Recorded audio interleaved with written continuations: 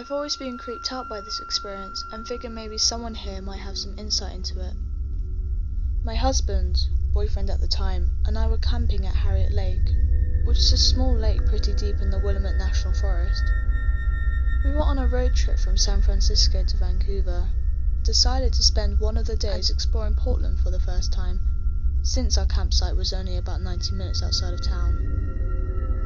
On the way back to the campsite, we approached the last stoplight in the last town before the highway narrowed to one lane in each direction. At the red light, we were pulled up next to a couple on a motorcycle. They looked to be in their 50s. The man in front was short and pudgy, while the woman was tall and lanky.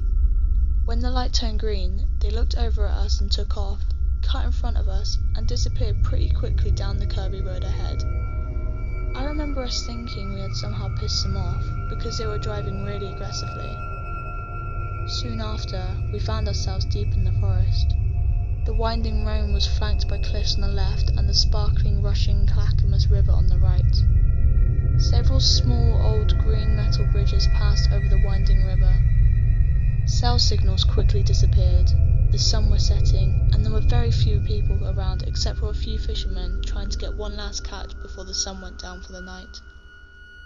As we approached the last bridge before the turnoff that led to the campground, we noticed that Boris and Natasha were parked sideways in the middle of the bridge. As we got closer to them, we realized that they were staring at us, as if they were waiting for us. I noticed that Natasha was holding something in her hand. Whatever it was producing a fair amount of smoke.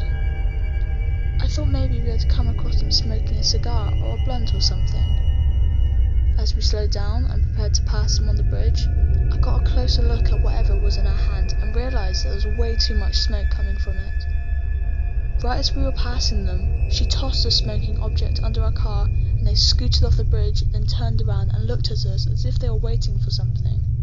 My husband had the quick thinking to swerve and accelerate out of there, and not a moment too soon, as the object exploded forcefully right after our car cleared it, Boris and Natasha, having failed to accomplish whatever their goal was, sped off down the road. While my husband was furious, I was totally freaked out. I was convinced that they were following us, or had been following us earlier in that day. I was 100% certain that they would return to our campsite in the night, where we were defenceless in our tent, and finish the job or get rid of witnesses. Fortunately, we never saw them again.